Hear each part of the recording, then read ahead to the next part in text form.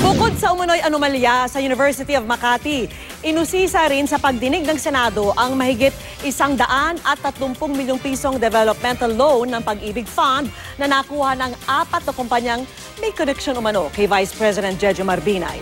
Nakatutok si Ivan Mayrina. Ito ba ay in any way related? Questionable ayon kay Senador Antonio Trillanes ang aabot sa 134 million pesos sa developmental loan mula sa Pag-ibig Fund na nakuha ng 4 na kumpanyang sinasabing may mga kaugnayan kay Vice President Jejomar Binay.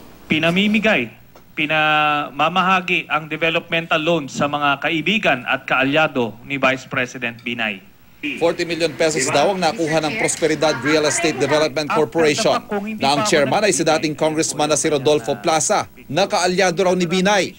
Ang presidente ng Prosperidad na si Shirley Marie Plaza, consultant daw sa Office of the Vice President. 20 million pesos naman daw ang nakuhang developmental loan ng Major Homes Incorporated, kung saan incorporator umano si Mario Oreta, ang presidente ng Alpha Land na nakabili ng property ng Boy Scout of the Philippines, kung saan sinasabing kumita din umano si Binay. Incorporator din daw sa Major Homes sina Gilberto Garcia at Ireneo Sison, mga opisyal din ng Noble Care Corporation na pag-aari naman ni Oreta. Ang Bumbaran Development Corporation naman nakakuha raw ng 14 million pesos na loan. Ang presidente nito, si dating Quezon City Mayor Brigido Jun Simon, na campaign operator umano ni Binay sa Mindanao nang tumakbo itong Vice President. Pinakamalaki ang nakuhang 60 million pesos ng Astra Realty Corporation. Ang chairman nito, si Nora Bito, dating top executive umano ng Jaca Group of Companies sa pag-aari ng pamilya ni dating Senate President Juan Ponce Enrile, na kaalyado ni Binay.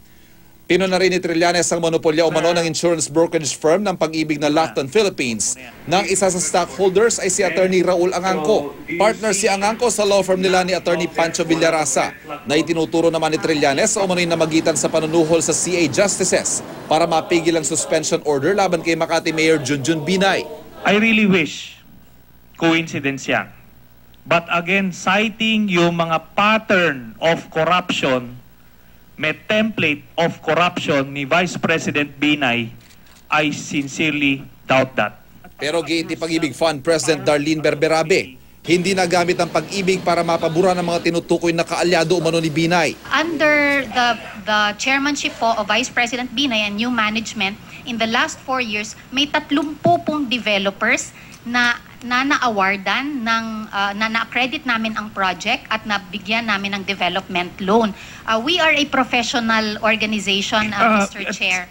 Pero hindi na kumbinsi si Trillanes. You're allowing yourself hindi lang maging instrument ng corruption, kundi to be an instrument of injustice. I take very strong exception against your statement that I am being used as an instrument of abuse. Ako po ay may taong may kahihiyan sa katawan at napakahalaga po sa akin ng honor. Matapos ang pagdinig, muli giniit ni Berberabe na hindi siya naimpluwensyahan ni Binay para paboran ang mga kaalyado. Vice President Binay, wala siya ni isa man lamang na itinawag sa akin na Lelen, ito alalayan mo, ito palusutin mo, ito pumikit ang mata ka. Even in the first hearing, hindi yata kasi yun ang gustong marinig. Kaya palaging kahit na ano pang sinabi kong palagay ko'y kaganda-ganda na ng sinabi ko, wala pa rin pala. Sa isang pahayag, sinabi ni Joey Salgado, ang head ng Media Affairs ng Office of the Vice President, hindi naman daw nila inaasahan na paniwalaan ni Senador Trillanes sa mga paliwanag ni Berberabe at University of Makati President Tomas Lopez. Ivan Mayrina, nakatutok, 24 oras.